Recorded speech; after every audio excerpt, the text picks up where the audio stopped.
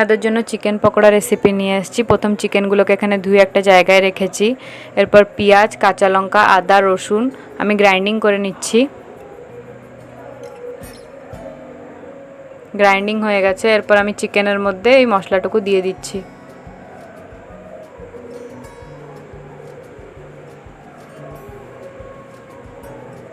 এরপর হলুদ দিলাম 1 চামচ,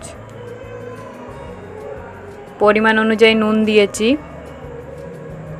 সানরাইজের চিকেন মশলা আমি দিয়ে দিচ্ছি এর মধ্যে।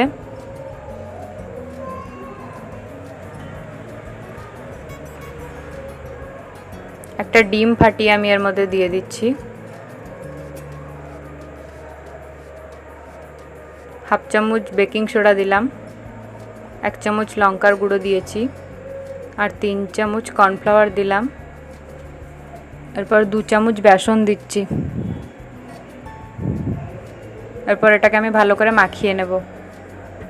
মাখানোর পর 20 মিনিট এটাকে আমি ঢেকে রেখে দেবো এরকম।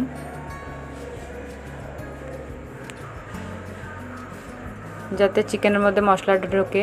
তো এখানে কড়াই গরম হয়ে গেছে। এরপর আমি তেলটাকে গরম করে নিচ্ছি ভালো করে।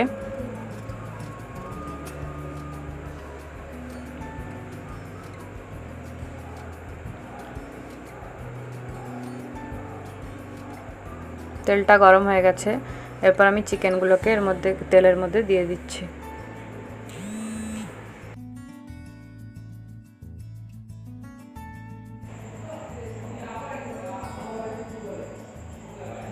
এই যে এক পাশ হয়ে গেছে চিকেনের, তো আমি উল্টিয়ে দিচ্ছি এই চিকেনগুলোকে যাতে দুপাশটা ভালো করে হয়।